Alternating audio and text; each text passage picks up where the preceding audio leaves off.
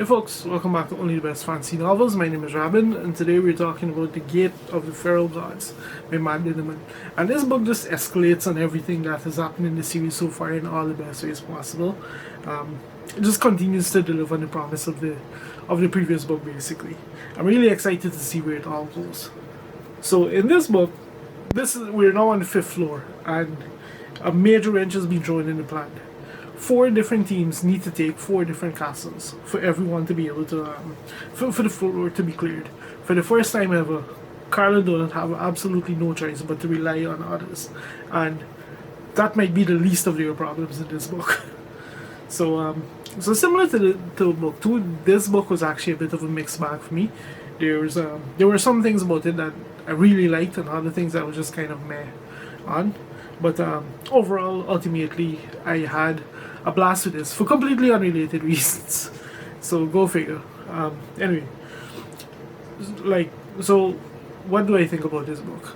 I think more than any other book so far, this one is the one that really cemented for me that the big draw of this series for me, like the heart and soul of it, is absolutely the relationship between Carl and Donut and the dynamics that they have with other characters like the AI and Mordecai.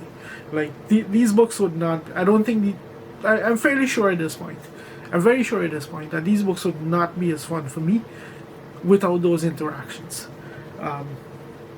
And just the way that just the way that they're changing, especially in this book in particular, there's a major escalation that happens, or I should say, like a major aspect of the story that changes here. And it kind of proved for me that yes, this is what is a big draw for this series, because when I think about the world building elements in this book and the world building elements so far, they're not as captivating to me as the dialogue is. The dialogue and the interaction between these very interesting characters, put it mildly. Yeah. The other thing I want to talk on in this book is that in this one we have with the setup of this particular dungeon, we have as close to as traditional fantasy setting as we probably ever going to get in the series, with some of the settings that they are forced into, which is a nice juxtaposition given the crazy, I don't even know what to call it, that was the previous dungeon, with the convoluted physics behind it and all of that. This was very different. At the same time, don't get confused by the fact that I'm saying this is as close to traditional fantasy as it gets. Like, no, there's still quite a lot of zany, weird, strange stuff that happens in here. One world building element in particular that I really like that was included is something that's thrown in our faces that really drives home the fact that this is, this entire thing is still very much an apocalypse of the human race on Earth, and there's a toll that's been taken here, and the way that you represent it to us is in a direct look at what this meant for that standard that's supposed to represent the entire world, like as the average American family. But yeah, like, another thing that this book also highlighted, because it's something that's been deviated from for the proof, that hasn't really been brought up since the first book, is that these dungeons and everything in it are very much constituted from the raw materials of Earth. And that's something that's kind of played with in this setting to some extent, or brought back up as a way to kind of slap these characters in the face and just kind of drive home that reality. But setting all of that aside, I think one of the more interesting aspects of this book is also what happens outside of the dungeon, because with this book, we see as usual, there's like the big setups and the hijinks and all. Everything that makes the series tick so far is all here in Spearloads.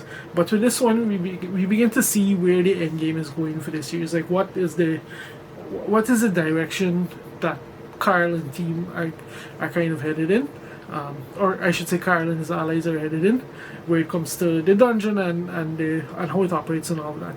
We get an expansion of the world outside of the dungeon. Our understanding of it grows, and we also get introduced to a faction that just proves that no matter what species they are, people will be people. So so yeah, like that was really cool to kind of get an idea of like the societal and political factors that go into the dungeon as a whole, in terms of the intergalactic side of things. So that was really interesting. And honestly, that I think out of everything that we've seen in this book, that was the most promising aspect of it. So all in all, that's kind of just my take on the Gate of Feral Gods. Like, quite a lot happens in here. Quite a lot is set up for the future books. I think like there's some things that just from the way that some of the interactions that had to happen and these kind of things that play out. It's like every other book in here. Some things get kind of kind of seeded in a way that you just know they're going to come back in later on in the dungeon in a big way. But like every other book so far, just a fun, entertaining run from start to finish overall. Which is once again what makes these books so fun to read. And yeah, that's kind of my take on the Gate of the Feral Gods. I know probably not very original or whatever, but it is what it is. Yeah. If you made it this far into the video, thank you very much for watching, and I'll see you next time.